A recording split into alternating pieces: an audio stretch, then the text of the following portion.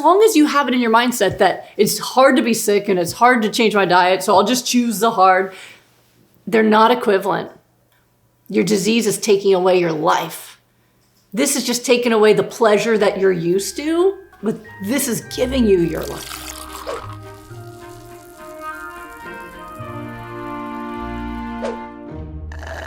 So a lot of times when I hear people talk about their health or their concerns about their health, and then we start talking about diet, they'll say something like, oof, changing my diet just feels too hard. Have you ever heard that? Like, oh, it just seems too hard. And then I've heard other people say this expression, which I like it a little bit, but it's not really fully there, and it's choose your hard.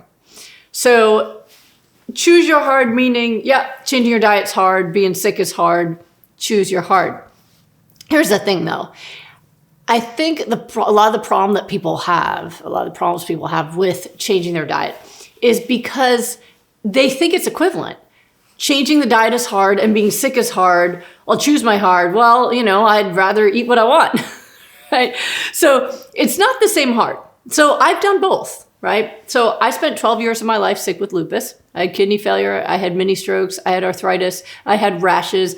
I had fatigue. I had all the things. Right? A lot of the things. Everybody has other things, but I had a lot of things and I was very sick from 16 to 28, constantly on medications, constantly being told what I couldn't do. You can't have kids. You can't go in the sunlight, all of these things. And it got harder over time. So the longer I was sick, the more problems I accumulated, the more things that I was told I couldn't do, to the point that they were predicting that I might not live past my 40s or maybe I'd be disabled by then. So being sick is hard, and it gets harder over time. The longer you're sick, the more problems you have.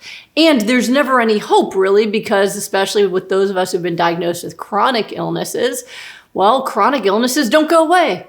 And they're progressive, meaning you develop more things. So maybe some of you can relate. You were diagnosed with an illness with some symptoms, but now you've got more. Now you need a luggage to carry around just to have all your symptoms and diagnosis packed in there, right?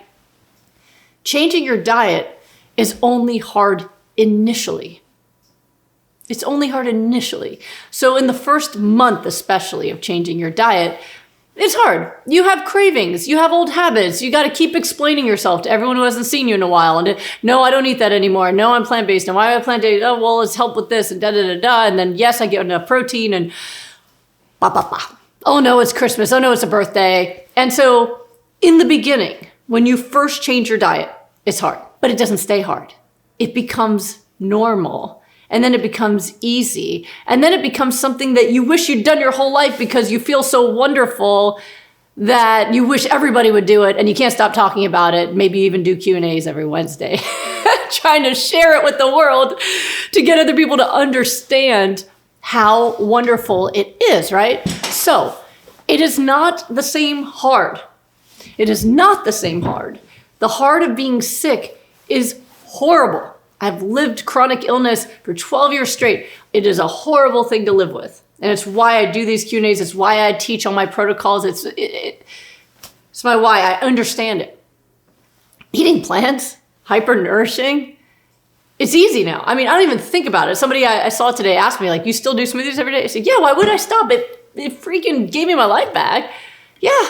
This isn't a prop. I'm drinking this thing every day, right? But I crave it. I don't even think twice about it. What am I going to have? I'm going to have a smoothie. That's what I always have, right? So I want you to keep that in mind, because as long as you have it in your mindset that it's hard to be sick and it's hard to change my diet, so I'll just choose the hard, they're not equivalent. They're not equivalent. I'm actually working with someone closely on this same belief right now who's in rapid recovery with me, because her main joy came from eating. That was her drug source. And it was like, gosh, this just seems as hard as my disease. It's not. Your disease is taking away your life. This is just taking away the pleasure that you're used to.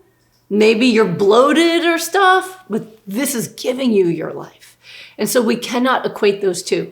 This thing that gives you life is not the same as this thing that takes your life. It's like equating muscle pain from working out to arthritis. Arthritis is an inflammatory disease. Muscle pain means you're getting stronger and getting better, and you're adding bone density, you're adding strength, you're adding years to your life. They're not the same hard. So it's very important when you're thinking about what you want to do for yourself.